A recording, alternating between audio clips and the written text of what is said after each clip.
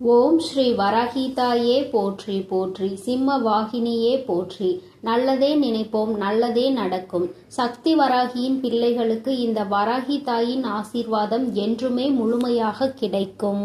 என் அன்பு பிள்ளையே, உன்னுடைய பூஜை அறையில் இருக்க முடியாமல் நான் தவித்து கொண்டிருக்கிறேன். என் குழந்தையே, உன் அம்மா எப்பொழுதும் உன் வீட்டு பூஜை அறையிலே இருந்து உனக்கு ஆசீர்வாதங்களையும் அருளையும் வழங்க வேண்டும் என்று ஆசைப்படுகிறேன். அப்படி இருக்கும் பொழுது உன் பூஜை அறையில் நீ செய்யும் சில தவறுகளினால் என்னால் அங்கே இருக்க முடியவில்லை. என் குழந்தையே, என்னால் அங்கு இருக்க முடியவில்லை என்பதால் இப்பொழுது இதை தெரிவிக்க நான் இங்கு வரவில்லை.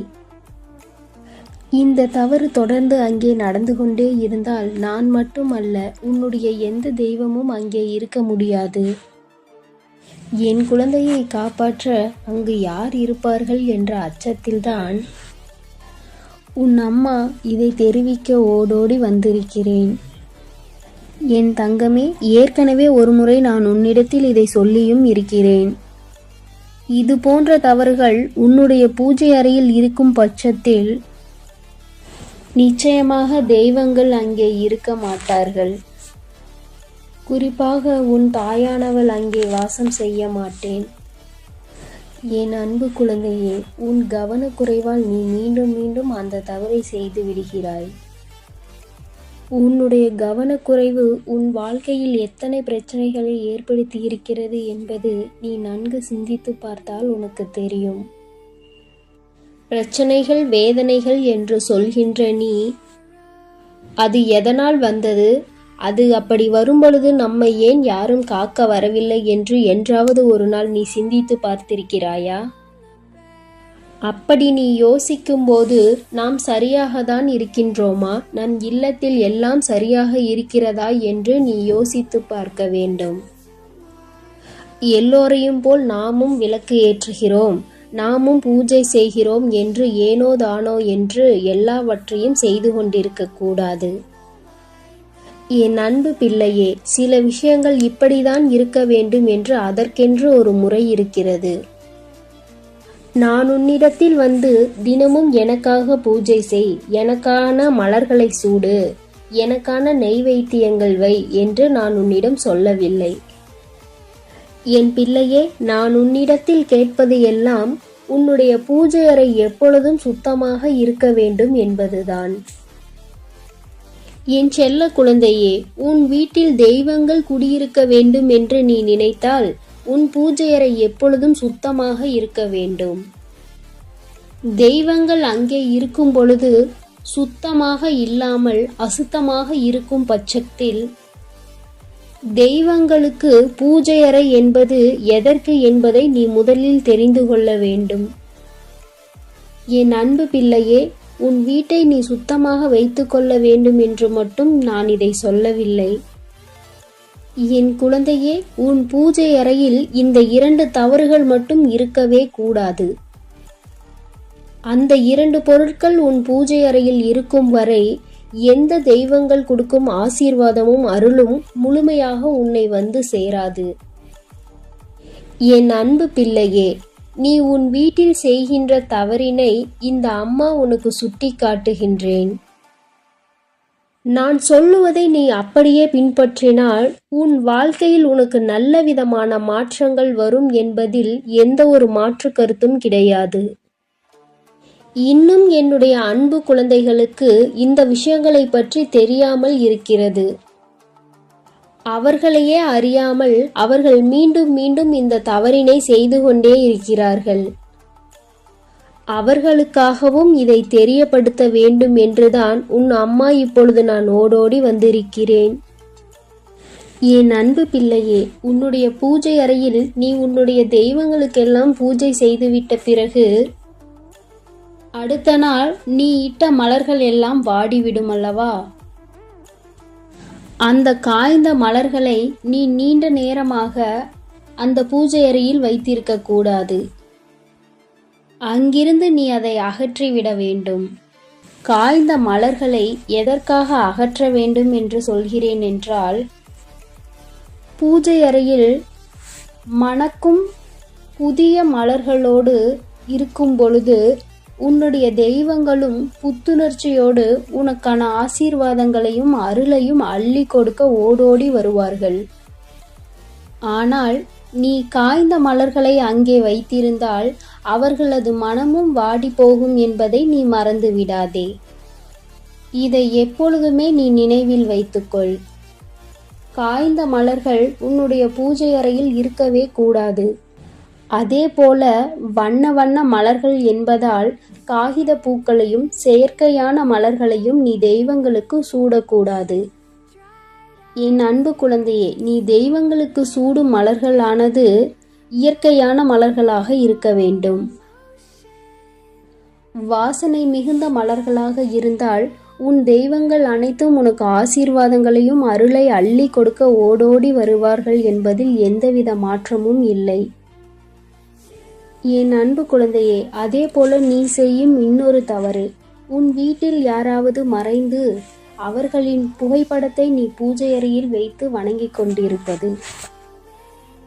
அவர்கள் உனக்கு தெய்வமாக தோன்றலாம். நீ அவர்களை உயிருக்கு மேலாக நேசித்திருக்கலாம். அவரை வைக்க முடியாத இந்த இடத்தில் நான் யாரையும் வைக்க மாட்டேன் என்று கூட நீ நினைக்கலாம். என் அன்பு பிள்ளையே, உன்னுடைய அன்பிற்கு நான் அடிபணிகிறேன்.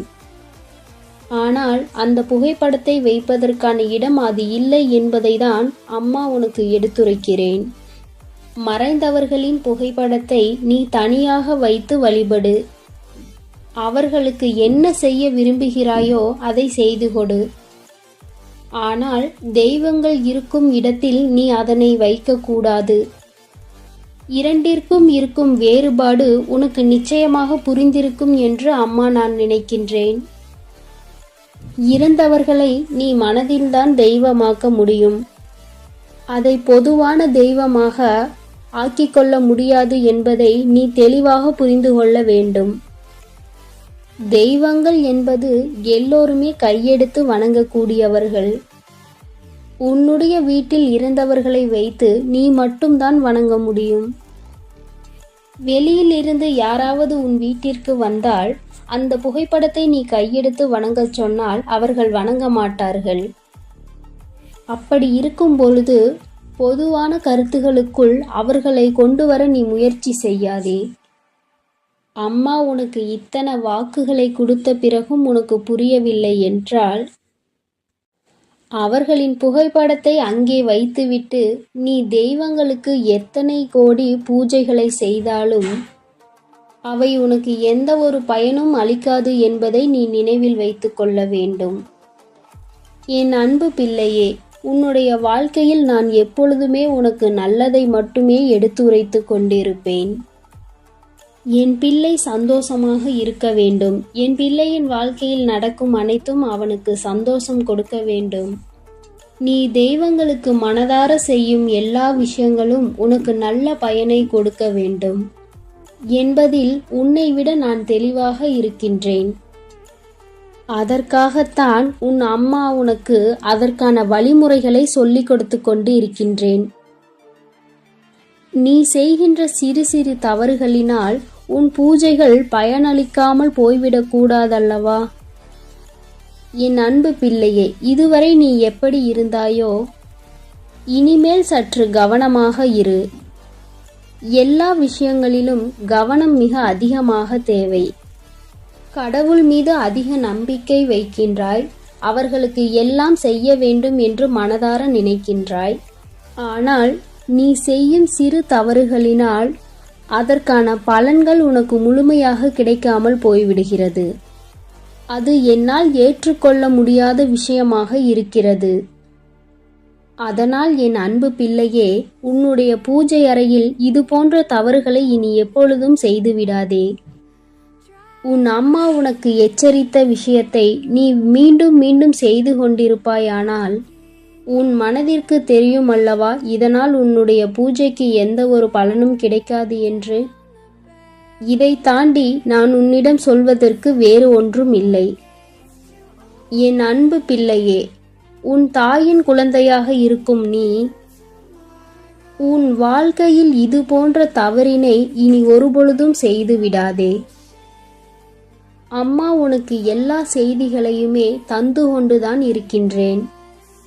நீ சரியாக இருந்துவிட்டால் நீ இன்னும் பல வெற்றிகளை பெற்று சந்தோஷமாக இருப்பாய்.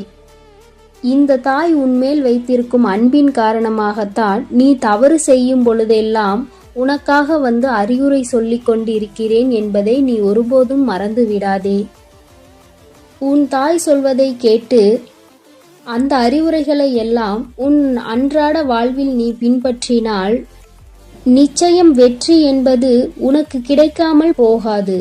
இதில் எந்த ஒரு மாற்று கருத்தும் கிடையாது.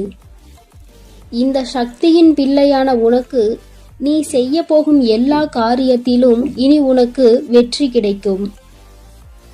இதை மட்டும் நீ கடைபிடித்து விட்டால் உன்னுடைய தெய்வங்கள் எல்லாம் உன்னுடைய இல்லத்திலே இருந்து உனக்கான அருளையும் ஆசீர்வாதங்களையும் வழங்கிக் கொண்டே இருப்பார்கள்.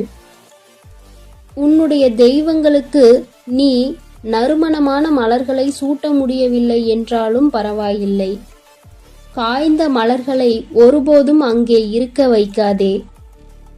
என் அன்பு பிள்ளையே, இது போன்ற தவறுகளை மீண்டும் செய்யாமல் உன்னுடைய வேண்டுதல்களை மட்டும் அங்கு வை. நிச்சயம் ஒவ்வொரு வேண்டுதலாக உன் வாழ்க்கையில் நிறைவேறியே தீரும்.